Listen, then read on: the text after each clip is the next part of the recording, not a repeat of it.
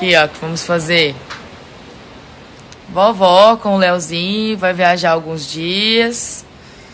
E aí a gente vai desgarrando aos pouquinhos, que vai ser difícil. Mas ele vai ficar aqui, cuidado da vovozinha. Né, Léo? Só não agora, porque ele foi trabalhar pra comprar fraldinha pro Léo e leite. Inclusive, eu e o Léo estamos com saudade. Então, gente, várias perguntas sobre esse assunto aqui. No exato momento que o Léo nasceu, ele foi colocado no meu peito. A gente fez o parto humanizado com a doutora Ana Cristina, que foi maravilhosa e tudo mais. O pediatra colocou o Léo no meu peito. Então, no exato momento que colocaram o Léo no meu peito, eu já vi que haveria uma dificuldade. Ele teve bastante dificuldade porque eu não tenho bico no peito. E ele nasceu um pouquinho antes da hora. Então, a gente já sentiu essa dificuldade no começo.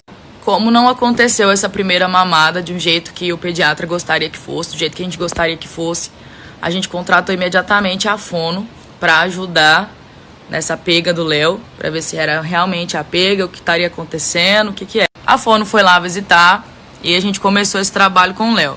Extremamente estressante, o Léo ficava extremamente estressado. Eu sem entender absolutamente nada do que estava acontecendo, apesar de ter estudado todos os livros. E assim a gente continuou tentando por alguns dias esse trabalho com a fono, mesmo eu ficando extremamente estressada, porque ele chorava muito.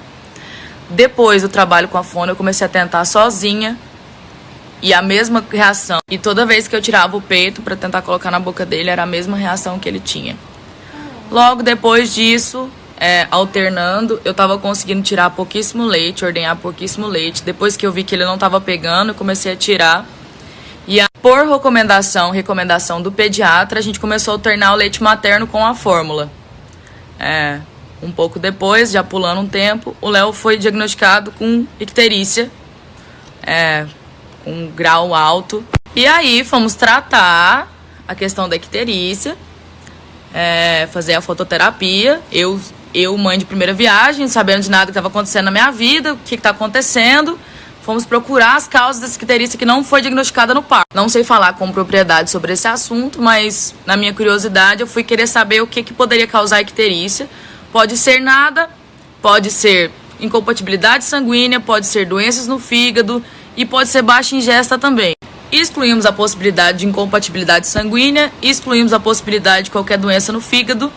E aí ficou na minha cabeça a questão da baixa ingesta. O peso do Léo tinha diminuído um pouco. E foi aí onde eu tive a minha segunda lição importante. A primeira de todas foi o meu parto. Foi uma lição muito importante para mim, que depois eu vou falar com vocês. E a segunda lição foi que eu me preparei, eu queria muito, mas não aconteceu, porque somos indivíduos.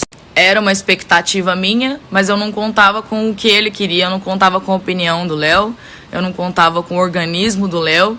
Então, aí foi da onde eu tirei a minha segunda lição importante. Foi sofrido para entender, ainda estou tentando. E muitos dias eu me sinto frustrada com isso, porque eu sei o quanto a amamentação é importante. Mas a minha lição que eu tirei foi isso. Eu prefiro ver o meu filho engordando, com saúde, do que ficar aqui fazendo uma coisa que é uma expectativa minha, tentando uma coisa minha. Então, galera, esse é um assunto que eu quero muito falar com vocês.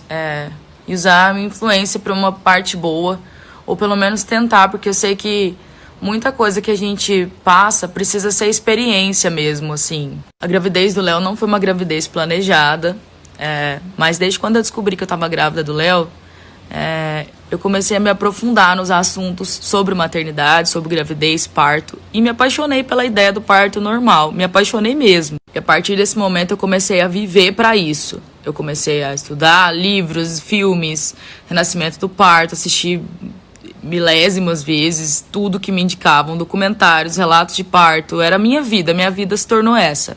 De tanto amor que eu tive por essa técnica, por essa ideia do parto normal, eu romantizei esse momento. Eu ficava imaginando flores e corações e borboletas. Inclusive, quando eu falei que eu ia falar aqui com vocês, falei pra minha obstetra, ela falou, fala a verdade, porque muitas mulheres precisam ouvir isso de você. O parto normal, ele é muito mais selvagem do que romântico, sabe? E uma coisa que todo mundo precisa saber é que depende muito pouco da gente, assim. um monte de questões fisiológicas de natureza que pode acontecer ou pode não acontecer. E se não acontecesse, e aí? Seria mais uma frustração que eu teria criado na minha cabeça, que eu conseguiria porque eu estudei, sendo que é o nosso corpo. Eu não tenho o controle total do que acontece na minha vida sobre como o Léo quer vir ao mundo.